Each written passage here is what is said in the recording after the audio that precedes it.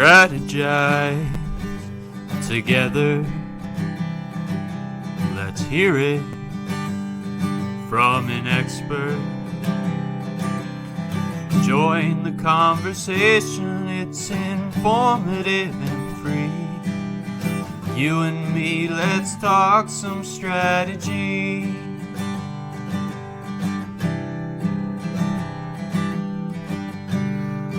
Now here's your host, Morin-van.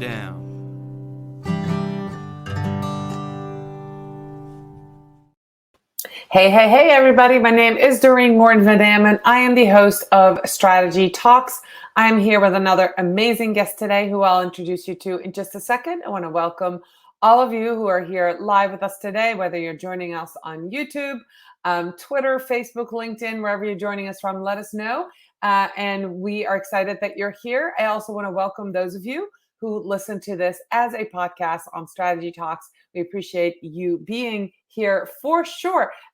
Before I go on, I want to do a quick shout out to our sponsor, Social Insider. They are the intuitive dashboard for social media analytics, reporting, and competitors analysis for brands and agencies. If you need data, you need Social Insider. So without much further ado, I'm going to welcome my guest, Rich Brooks. How are you, Rich? I'm doing great. And I just want to say that I all of a sudden want s'mores. That opening song just puts me physically right by the campfire, and I'm ready to go. All right. That's awesome. I love it. That's my son playing that jingle. Excellent. And he does play at the fireplace outside all the time, right? So absolutely, that's that Vermonting, Northern New England feel for sure. So who is Rich Brooks? He is the founder and president of Flight New Media, a digital agency in Portland, Maine, that's been in business for 25 years, guys. He's a nationally recognized speaker on entrepreneurship, digital marketing, and social media. 25 years, Rich. Holy cow, right? Holy cow. I didn't know I we had could so see that. much more hair when I started, and it was all black or at least brown. And yeah, it's been a while. That's awesome. And the funny part, when I saw you post about your 25th year anniversary, you started your business in Jamaica Plain, correct? Yeah, right outside of Boston. part of Boston. I almost spitting distance to Fenway Park. Yeah, I lived there. That's when I immigrated to this country, I lived in Jamaica Plain for a year. So I know it well.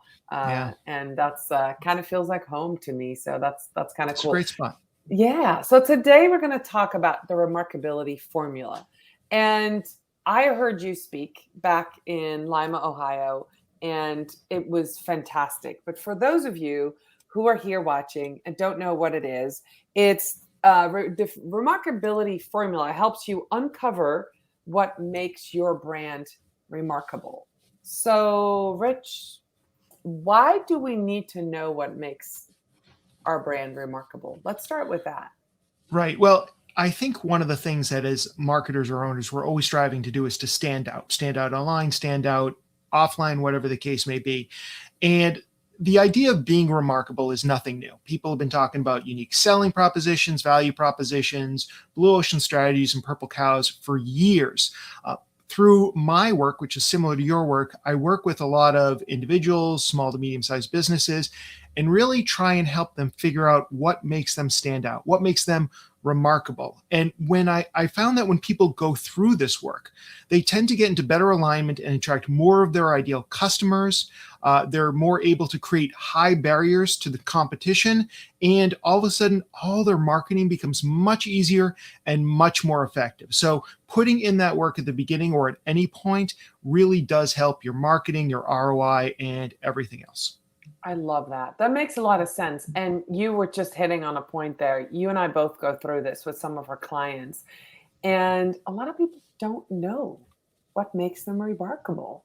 So let's start with this formula. Tell us a little bit more about what this work entails. I know we only have about 15 minutes left. So I want to give the floor to you. Let's talk about what this formula entails and how it can help you if you're watching this and you might have some either trouble with your social media, your marketing, you might not be reaching the right people, or your messages that you're putting out there are landing kind of in no man's land. Let's find out how we can fix that. Yeah, you brought up a good point, Doreen, that a lot of people don't know what makes them remarkable, or they don't believe they are remarkable. And when I use the word remarkable, which can feel intimidating, bring on feelings of imposter syndrome, all I mean is that there's something about you or your business that's worth remarking upon. And so the idea of doing this is nothing new, but what I tried to do is create this formula that would allow people to shine a light on their own businesses to really uncover or create something that's remarkable. And I use 4 lenses, and I'll quickly say what they are, and then we can do a little bit of a deeper dive into one or all of them. They're find, focus, forge, and frame. So through find, which is where I usually start with somebody, there's already something remarkable about your business. Your job is just to identify it and name it. And that could be your product, your pricing, your people, your delivery system, really anything about your business that stands out. The next lens is called focus. And this is the idea of niching down until it hurts, until you are the only business offering a specific service to your ideal customer base. And there's a lot of different ways that you can niche down to do that. Through Forge, you are creating something extrinsic to your offering, but it's staying in alignment with your mission or values. And that's one that a lot of people struggle with, at least when they first hear it.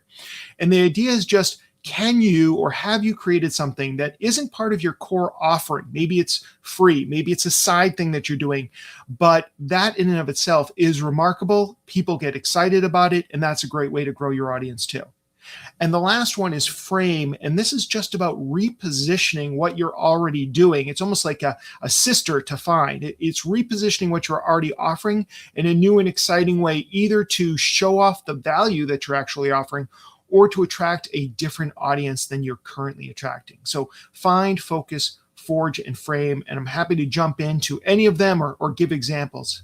Yeah, I think examples will be great, because I'm immediately thinking about different industries and different things. The one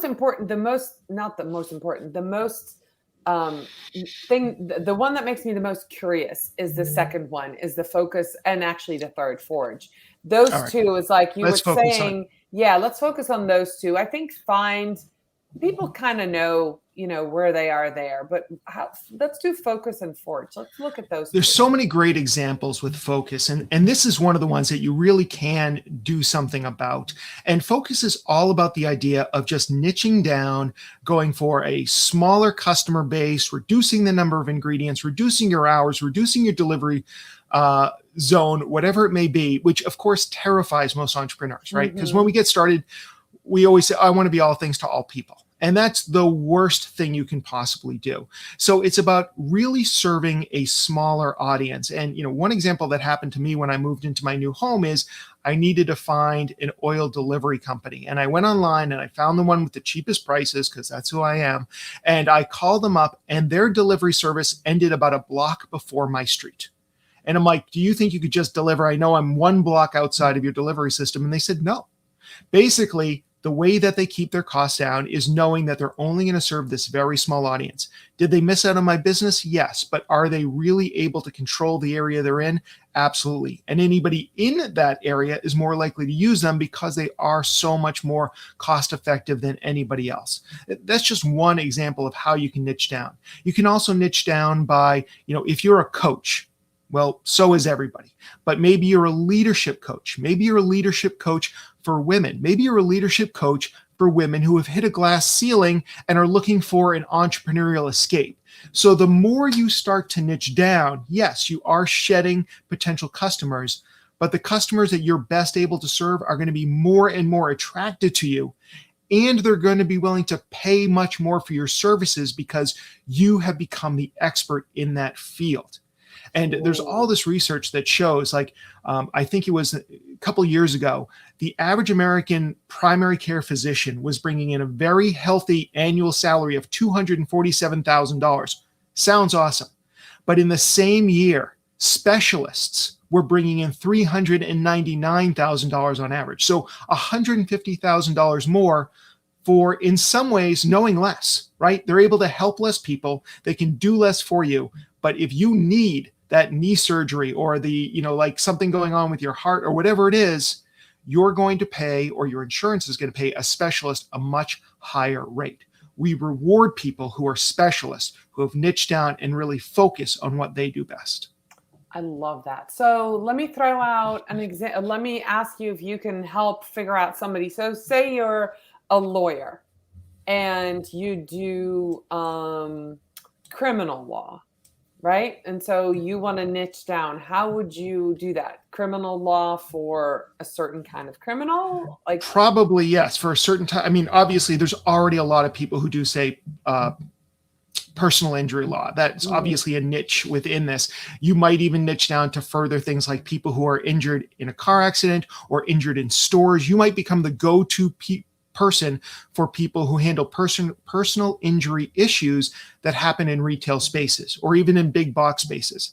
And what happens is when you start doing a few of those cases, suddenly you become the go-to person that other lawyers who maybe are only handling somebody's business law, when something comes up, they refer, because Doreen or Rich, they were the lawyers that handled that big case, that got that big payoff. So really niching down. And of course, especially with law, geography plays a role as well. So these are some of the things that will help. And the more you niche down, this also starts to bleed into digital marketing, because as you niche down, this is going to help with both your local SEO. It's going to help with your organic SEO as you're writing more specific content, like doing SEO for lawyers or whatever it may be, or doing, what to do if you've fallen in a big box store and no one's there to help you. Writing that kind of content is going to get a long tail content, much smaller search volume, but the people who are searching for that are going to be your ideal customers.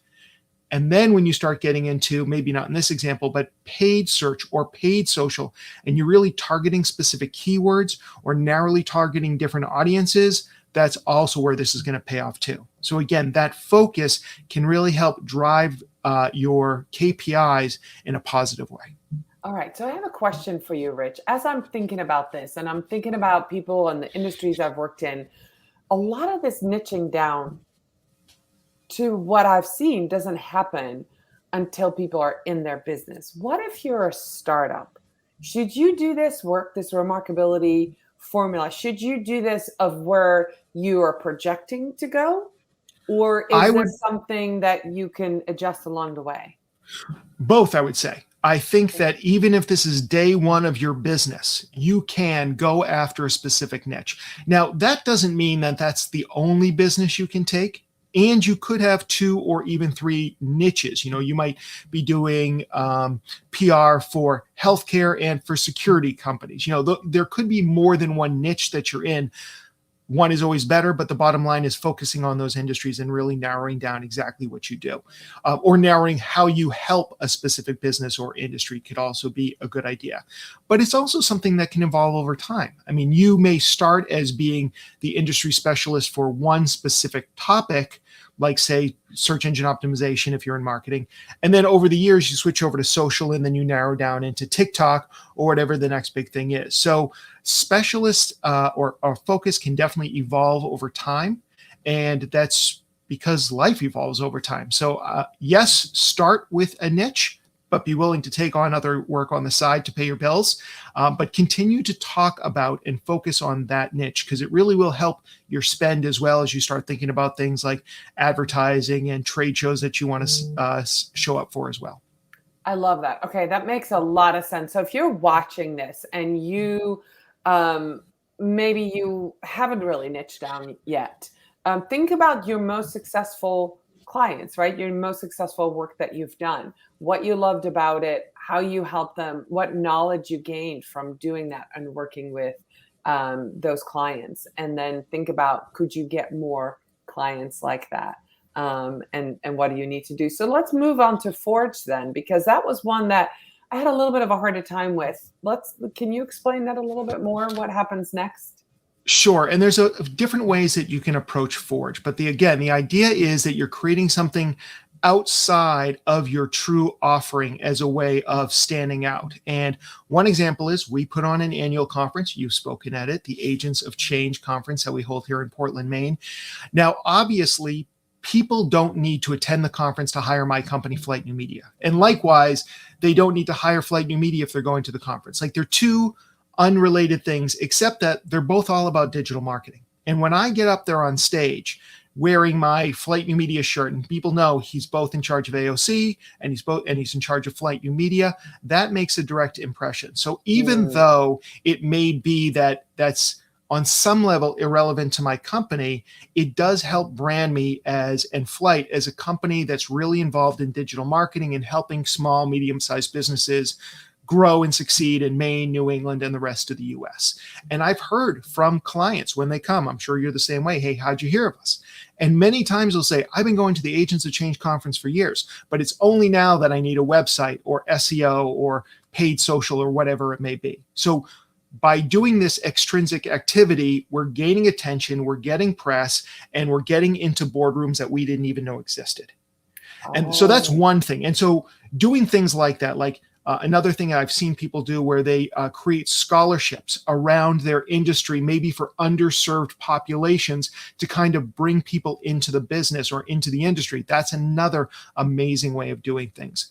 Or Ben and Jerry's, when they created pecan resist ice cream, to use a Vermont example, although they're more of a global brand. But they created this ice cream and donated $100,000 of the profits to 4 progressive groups. They were, very anti-Trump, very liberal, and this is how they basically used their product. They could have called it anything. They could have called it pecan ice cream, right? But they called it Pecan Resist. They built this whole campaign around it. Of course, they angered some people, but they knew that their core audience would probably go out of their way to try this new ice cream. And when you look at their social media activity, releasing that ice cream versus any others, it's like 100 to 1 in terms of the level of engagement they got from that brand, the amount of press that was generated, and everything. And it works for both sides. I mean, the bottom line is we've seen similar things from right-leaning companies like Chick-fil-A and MyPillow. Nobody buys MyPillow without thinking about the political ramifications of that product, right? So it's like when you buy it, you're not saying I need a good night's sleep. You're saying I support this guy who supports Donald Trump. So again, doing things that may be extrinsic to what our offering is, but are in alignment with our mission and values. That's really what I'm talking about here. I love that explanation. That's great. That makes it very clear for me what that's about. For me, for my business, it would mean speaking at events, right? Because it doesn't necessarily impact what I do, but it builds my brand, it builds my brand awareness for people, and it builds that connection between Morin Media and Doreen and the things that I do. And, especially speaking at marketing events, much like you do, it just builds that goodwill, that expertise, and it connects those two. So I love that. I love the scholarship idea. I was immediately thinking volunteering in the community as well. Yep. The only thing that I might recommend, though, is because when we speak at other events, that's obviously just great for us anyways. But what about putting on your own event? I mean, I would actually say that this podcast / live stream is almost more an example of Forge than when you speak somewhere else. What if you put on your own event? What if you created an event or a workshop or a course, paid or free, that was all about this? What if you decided that you were going to teach entrepreneurship to young women coming out of college or coming out of high school, or from your area that maybe came from underserved communities? That's the kind of stuff that's going to generate press, generate interest, and really get people to recognize how remarkable you actually are. Oh, okay. No, that's very, very clear. Can you believe we're 19 minutes in, Rich? I would love to talk to you a lot longer, but this show is only 20 minutes. So before we go, I have a very quick 3-question rapid answer. Okay. So can I ask you? Let's do this. Pep talk or motivational quote? Motivational quote. Physical work or mental work? Mental work. Loose guidelines or clear directions? Oh, that is a tough one, and I think it's contextual, but I'm going to go with the, loose or tight? Loose guidelines or clear directions? Clear directions, probably best. All right. God, cool. I don't even like my own answers. Well, this is usually, I do this at the end because it gets people to know you just a little bit better. And sometimes people go, well, both, loose guidelines could be for my team because I want them to have the freedom Right. to go ahead, but then clear directions is when, we need to be clear on the outcome on things. I just wrote up a work agreement, and for that, it's very clear directions. I don't want any questions about a work agreement. Okay, awesome. I love it. So where can people find you? If they want to reach out to me, I am The Rich Brooks on every single social platform. If they like podcast, I'd recommend checking out The Agents of Change. All right, awesome. Well, thank you so much for being here today, Rich. I love this topic. I was very fortunate to have heard you speak on all of that. You made it very clear on how people can get started with being remarkable and standing out and using that to get, that friction and the next movement on digital marketing, social media, everywhere else online. So I love that. Thank you so much. I'm going to say goodbye to everybody here. I'll see you again next week for another episode of Strategy Talks, and see you later, everybody. Thank you so much. Thank you.